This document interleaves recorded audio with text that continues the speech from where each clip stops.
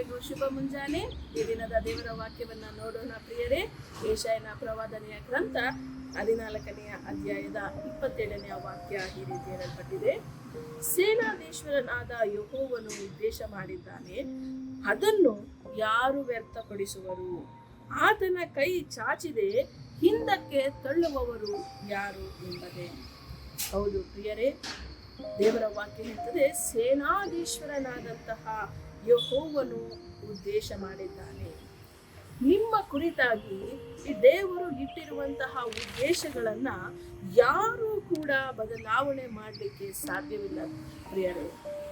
ನಮ್ಮನ್ನ ಯಾರು ಬೇಕಾದರೂ ಕುಗ್ಗಿಸೋದಕ್ಕೆ ಪ್ರಯತ್ನ ಪಡಬಹುದು, ಅಥವಾ ನಮ್ಮನ್ನ ಕೆಳಗೆ ಹಾಕಿ ಮೇಲೆ ಬಂದಂತಹ ಜನರಾಗಿರಬಹುದು, ಕೆಲಸದ ಸ್ಥಳಗಳಲ್ಲಿ ಆಗಿರಬಹುದು, ಎಲ್ಲೇ ಆಗಿದ್ದರೂ ಸರಿ, ನಮ್ಮ ಜೀವಿತದಲ್ಲಿ ದೇವರು ಏನು ಉದ್ದೇಶ ಮಾಡಿದ್ದಾರೋ ಆ ಉದ್ದೇಶವನ್ನ ಯಾರು ಕೂಡ ತಡೆಯೋಕ್ಕೆ ಸಾಧ್ಯ ಇಲ್ಲ.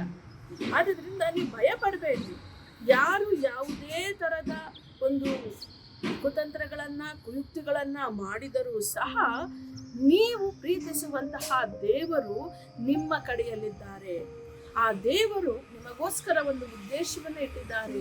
ಆ ಉದ್ದೇಶ ಯಾರು ಏನು ಮಾಡಲಿಕ್ಕೆ ಸಾಧ್ಯವಿಲ್ಲ. ದೇವರ ವಾಕ್ಯದಲ್ಲಿ ನಾವು ಕಾಣ್ತೇವೆ, ಯೆಶಾಯನು ಬರೆತಾನೆ, ಅದನ್ನು ಯಾರು ವ್ಯರ್ಥಪಡಿಸುವವರು? ಆತನ ಕೈ ಚಾಚಿದೆ, ಹಿಂದಕ್ಕೆ ತಳ್ಳುವವರು ಯಾರು? ಹೌದು ಪ್ರಿಯರೇ, ದೇವರ ಉದ್ದೇಶ ಇದೆ. ದೇವರು ಅದನ್ನ ಮಾಡ್ಬೇಕಂತೇಳಿ ನಿರ್ಧಾರ ಮಾಡಿದ್ದಾರೆ. ಅದನ್ನ ವ್ಯರ್ಥ ಮಾಡ್ಲಿಕ್ಕೆ ಯಾರು ಸಾಧ್ಯವಿಲ್ಲ. ಆತನ ಕೈ ಚಾಚಿದೆ, ನಿಮಗೆ ಸಹಾಯ ಮಾಡಬೇಕು, ನಿಮಗೆ ಸಹಾಯವನ್ನ ಒದಗಿಸಿಕೊಡಬೇಕು ಎನ್ನುವಂತ ಒಂದು ಕೈ ಚಾಚಿದೆ. ಆ ಕೈಯನ್ನ ತಳ್ಳೋದಕ್ಕೆ ಯಾರಿಂದ ಸಾಧ್ಯವಿಲ್ಲ. ಈ ಎಲ್ಲ ಕಾರ್ಯಗಳನ್ನ ನಾವು ಈ ಲೋಕದಲ್ಲಿ ಕಾಣ್ತೇವೆ. ಆದ್ರೆ ನೀವು ನೆನಪಲ್ಲಿ ನಿಮ್ಮ ಜೊತೆಗಿರುವಾತನು ಸೇನಾಧೀಶ್ವರನಾದಂತಹ ದೇವರು.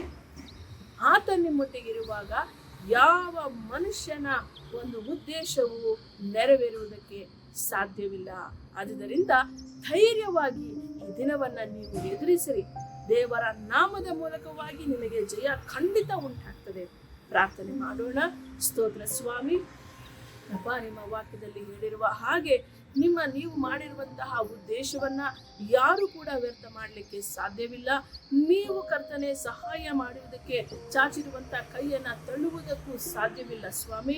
ಕರ್ತನೆ, ಈ ಒಂದು ದಿನದ ಕಾರ್ಯಕ್ರಮವನ್ನು ನೋಡ್ತಿರುವಂತಹ ಎಲ್ಲಾ ನನ್ನ ಸಹೋದರ ಸಹೋದರಿಯರ ಜೀವಿತದಲ್ಲಿ ಅಪ್ಪ, ಯಾವುದಾದರೂ ಮನುಷ್ಯರ ಕುರಿತಾಗಿ ಇವರು ಭಯ ಪಡುತ್ತಿದ್ದಲ್ಲಿ, ಕರ್ತನೆ, ಯಾವುದೇ ಸಂಭವದ ಕುರಿತಾಗಿ ಅವರು ಭಯ ಪಡುವಂತವರಾಗಿದ್ದಲ್ಲಿಯೂ ಕೂಡ ಕರ್ತನೆ, ಆ ಒಂದು ಕಾರ್ಯಗಳು ಅವರನ್ನ ಯಾವ ರೀತಿಯಲ್ಲೂ ಕುಗ್ಗಿಸದ ಹಾಗೆ ಅಪ್ಪ, ನೀವು ಅವರೊಟ್ಟಿಗೆ ಇದ್ದು ನಿಮ್ಮ ಉದ್ದೇಶವನ್ನ ನೆರವೇರಿಸಬೇಕಾಗಿ ಪ್ರಾರ್ಥನೆ ಮಾಡ್ತಿದ್ದೇನೆ.